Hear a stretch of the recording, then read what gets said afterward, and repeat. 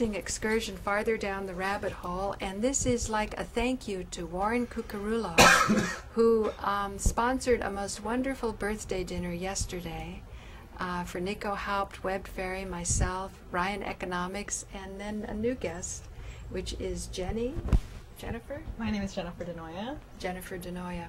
And Jennifer is a choreographer, and she choreographed a piece with Jacob Dustachio. And I just want them to talk about the piece because I'm kind of lame about music, and I actually don't know who Duran Duran is. So when I found out that you choreographed to that music, I wanted to find out why, because there'll be a roll-in when I put this here. I'll edit this together so people will see what you just saw. Actually. So why was this? Yeah, how did that piece come about? Well, he'll talk about the piece, and just briefly on the music choice. I get CDs and I listen to them and play during rehearsal what works well. Like we it's try very much it's an improvisational process. So what happens is it's generally good to have something that doesn't feel like totally antiquated, something the audience can relate to. And Duran Duran was nice. It was a fun song. It was still like, it wasn't totally goofy. It was still a nice song. But Hungry Like the Wolf, it was both like known and kind of fun, and it fit really well. We were just messing with it. It was nice matching the tempo of the song with the tempo of the piece. How the piece had a lot of stillness, but the song kept going. Right. And then it was nice having the transition from that to the other song, but it was just a nice way to start it, because previously in the show, which I don't know if you've seen, it was a very quiet moment. So then from like this quiet, really serious moment to just kind of a moment of loud but awkwardness, if that makes sense. It was a nice transition. Yeah, so that is how you do your work, because I sense it. You want it to be fun, and yet there's a lot of discipline involved. Is that right? That's definitely right. Well, it needs to, for it to be fun, though, the thing is, if you're just out there having fun, which of course you should be, but unless it's controlled fun, you're losing a lot. The audience is losing a lot too, because you're busy. It's like, for lack of better words, performance masturbation. You're not giving the audience anything as well.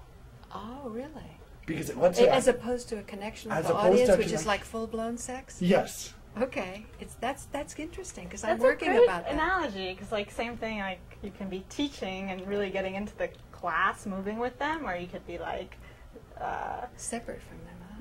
You've already done your own practice, and then when you're teaching, you're like, okay, I'm giving to you and I'm practicing, but I'm really there for you. So that's a great analogy. But also, I think just with the music choice, something that you really love, because you're going to listen to it over and over and over and over again in rehearsal. And if you don't like it, the audience isn't going to like it. Yeah, so just something you enjoy and like, because it's a lot of work. And so that's how you felt the song was joy and light, but a lot of work. Yeah. No, just anything. It's going to be a lot of work, so you have to, I think you have to really like the it. music. Because just in rehearsal, we rehearsed this for like quite a while, so just having to listen to this over and over and over again, it helps to like the song. Yeah. So who chose the song? Jennifer did, actually, because she was the director of the piece. That's okay. It happens all the time. One sec. Hello? Put him on the show. This happens all the time. Oh, but I don't want to. I know it's not professional. You probably planted that song call. You're like, oh, it's just my friend who wrote. I just wanted to know about prizes. Can you please call me during my interview? I just. It was so for real. You don't know. My friend, he just wanted to know. Two Pulitzer. Whatever. Excuse me, just because my friends are more significant doesn't mean... It's just people, they're not more or less significant. You don't get like brownie points. Oh, yes you do for having brilliant friends. You get some... Brownie I didn't plant it. It actually happened. That gives me like uber... No, I'm just thinking of the comment you made before and wondering where this fits in. Are we connecting with the audience? And oh, yeah, no, we're not. I thought we took a break. Totally not. No, the tapes are rolling. Oh, God. This is going to be the worst TV show ever. I'm sorry. I know, but I want to keep it, though. We're not like a I want to just demonstrate the whole thing, because really I do sense huge mastery in your work. And you're the one that chose the song. Yeah. And then you came with that song and others and said, how do you feel about this? And then you match it, and then you do the sequence, because it was the Duran Duran, and then it was the other songs? What happened actually was, this was a piece I'd been working on in variations, just based on the one trick of balancing the glass of water in the ring, which isn't gaffed, by the way, it's for real. But that trick is an old trick, but I wanted to build a piece around that. And so I'd done a previous piece all in silence, and then one with talking, and then I showed it to Jennifer, and she's like, well, this is funny, but try it this way, if you start out in the rings. And then we're like, well, we need music, let's try it with this song. Okay. So that's how it kind of happened. It was my piece, and then she edited and added music. Okay, now you told me, and be perfectly open, that there was a little cynical use of the song. Cynical? No. Like negative? Well, the not, first not song or the exactly second negative, song? but... Cynical, yeah. Well, I think I think it's supposed to be funny forthcoming. and laugh, and I mentioned to you how when I was growing up, I remember the video very clearly. It's like these girls, very 80s, like leopard skin, and I think there's like a cheetah or something or a lion. And it just reminds me typical 80s youth. And so when I play it, it brings back all those memories. So when you play it in this context, it's like the color yellow. It's kind of funny. It's like, oh, we are very, like, it's like doing the moonwalk. It's like, even though that's a great move, it could be funny. Like. And then the other thing is that this just kind of having like this dorky guy, and then having the song, and he thinks it's so cool. So you're kind of making fun of both the song and the character, because say you're having the song like "In Touch with the Ground," and you're just having this guy kind of singing. And it's just like, and he thinks he's so cool, and yet it's, no. So very good, I get that, yeah. So... But you have to be able to laugh at yourself, and I love the song, like, you know that, and I love a lot of cheesy ones. I love a lot of things that people don't maybe love, but I'm okay with that. Seashells. Yeah. So, you gotta, have fun. What other pieces are you going to do? In the future. In the future, well, what's interesting is I'm actually off to circus school for 3 or 4 years. And why would you go to circus school instead of Harvard or Yale or MIT? Because I know you're that kind of guy that could accomplish that. Well, thank you. It seemed like the right thing to do right now. I think I'd want to do one of those things later. Did you tell your scientist father this? Did he think he going to actually was circus big school? on the circus school thing, because he's wanted to be, say, a scientist since he was 9, and I'm always juggling or doing something. You wanted to be a juggler since you were 9? Basically. So and he said, go for what you want to be with since you were 9? Yeah. That's great. And your mom supported? Yeah. They don't say you won't be supported in the style to which you've become accustomed in the Upper East Side and all that? Well, actually Lower East Side, but they've said, you have to make sacrifices. It depends what you want. Like, of course, you're probably never going to be as well off as we are right now, but if you really want to do that, and they're also big on how you can fail at anything. Say, like, no profession's safe. Mm-hmm. You could be wildly successful or incredibly not at anything. Right. What about your parents and how they advised you being a choreographer? Because everybody loves artists, but they don't want to have them as kids sometimes. At the same I was not encouraged always, and I believe something a teacher once told me, which is in the beginning I was an actress. It's just, if you could find anything else that you can do it, because it's not going to be easy, and this is a really hard path to do. And I think co-creating, I don't think of myself as like, oh, I'm making this alone. It's very collaborative. When you say co-creating, you mean with the performers that you're choreographing and the audience?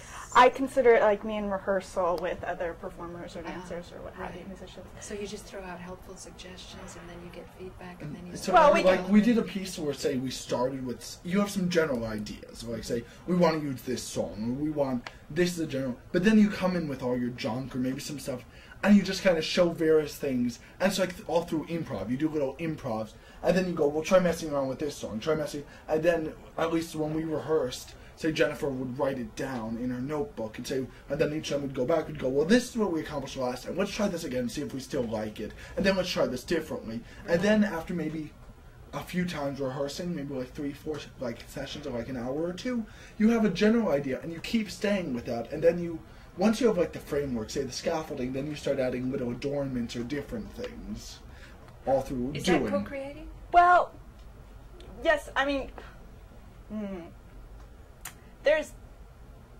the work that you do on your own to prepare, and it's a little bit different when I work with like someone who already has their own skill set, like Sean Blue, who's also an excellent juggler who's been in my pieces, or Jacob, where they have bits, but also just having ideas that you're working on, and it depends on each process. Each project's a little bit different.